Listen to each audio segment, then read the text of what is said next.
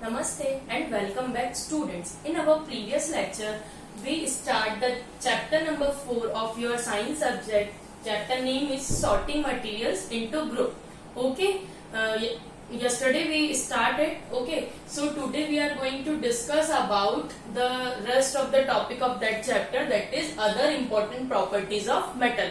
So today we are going to discuss the three main properties of metals. First, conduction of heat. Second one is magnetic and non-magnetic materials. Okay, and third one is conductor and non-conductors of electricity. Okay student, so see that PDF which I made.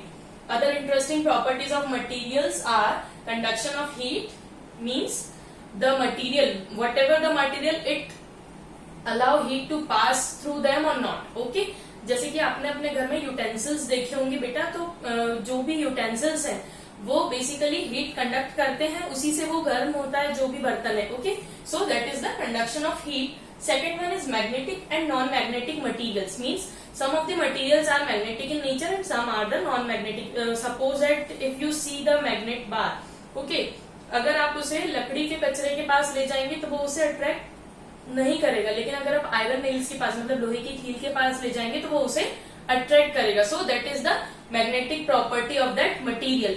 Okay, and if it not attract to magnet or some other thing, that is the non-magnetic property of material. Okay, conductors and non-conductors of electricity. Okay beta, if we talk about, there are some metals or some materials which do not conduct electricity, means electricity is not passing through them. Okay, so they are non-conductors, and those are allowed to electricity pass through them, they are conductors. Okay, so let's start.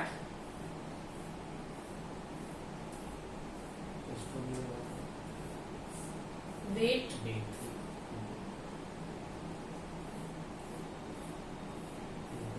Okay, so these are the previously things that we discussed in our previous lecture. Okay, fine. There are some rest of the topics which we are going to discuss today. This one, other interesting properties of material, that is our today's topic. Okay, conduction of heat. As I told you earlier, good conductors of electricity are what? Materials which conduct heat quickly are known as good conductors of heat. ऐसे materials जो heat को quickly conduct करवाते हों, that are the good conductors of heat. Examples: silver, copper, aluminium, they are the good conductors of heat. Okay, and if we talk about the non-conductors of heat, they are materials which do not conduct heat are called non-conductors of heat. Okay, example air and would. Would में अगर आप देखेंगे तो कभी भी current pass नहीं होता. Okay okay fine, और वो गर्म भी नहीं होता.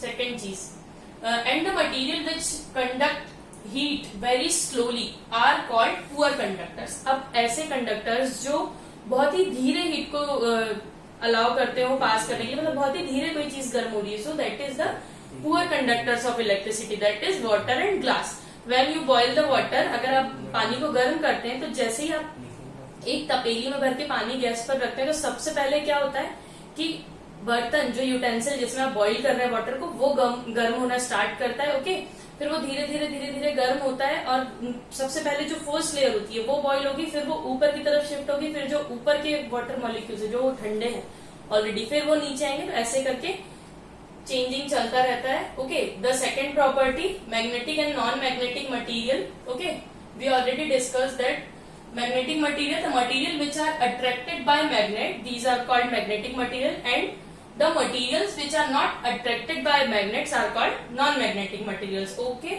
and the last point, that is conductors and non-conductors of electricity, especially for that topic. Okay, conductors, the substance which permit electricity to flow through them, means जो अपने में से इलेक्ट्रिसिटी को फ्लो होने दे, पास आउट होने दे. Okay, are known as conductors of electricity. There are some examples which are given. Aluminium, copper and other metals are the good conductors of electricity. Okay, and if we talk about the non conductors of electricity, they are the substance which do not permit electricity to flow through them are called non-conductors of electricity or insulator. They are also known by the name, that is insulator. Okay, the examples are paper, rubber and wood. Okay, now how materials are grouped? Specially अगर हम किसी material को अलग कर रहे हैं, sorting कर रहे हैं उसका, तो किस बेसिस पे वो हम सॉर्टिंग करेंगे और उसका ग्रुपिंग करेंगे. Things which are similar in one or more ways can be group together. Okay, so that materials are group together. Things which are similar in one group means अगर जो एक जैसी, सपोज दैट मैंने एक pen box आपको दिया, उसमें red colour की पेन्स, ब्लू कलर की पेन्स और ब्लैक कलर की पेन्स, तीनों कलर की पेन है. बट मैंने बोला है आपको, अगर मैं आपको पेन सॉर्ट आउट करने को बोलूंगी तो आप उस कप में से पेन को सॉर्ट आउट कर लेंगे. लेकिन अगर मैं स्पेसिफिक मीन्स कलर अप्लाई कर दूंगी, एक उसकी specific property that is colour, बोलूंगी कि रेड कलर की पेन्स आपको सॉर्ट आउट करनी, तो आप क्या करेंगे, सिर्फ रेड कलर की पेन्स को पिकअप करके एक अलग ग्रुपिंग कर देंगे उसकी. ब्लैक पेन्स की अलग ग्रुपिंग हो जाएगी और ब्लू पेन्स की अलग ग्रुपिंग हो जाएगी. Okay, generally grouping is done on the basis of, generally जो ग्रुपिंग होती है वो 3 टर्म्स के बेसिस पे होती है. फर्स्ट है आपका सिमिलैरिटी, कि कोई चीज कितनी सिमिलर है. ओके, सेकंड नीड, मतलब according to your need. And third one is convenience, which are convenient to, मतलब आपके लिए कितना इजी है वो चीज. ओके, चलिए. And grouping also done on the basis of their properties, जैसे कि हम लोगों ने ये प्रीवियसली हमारे जो वीडियो में ऑलरेडी हम डिस्कस कर चुके हैं कि ग्रुपिंग जो है वो शेप, कलर, साइज, टेक्सचर और टेस्ट, इनके बेसिस पर भी होती है.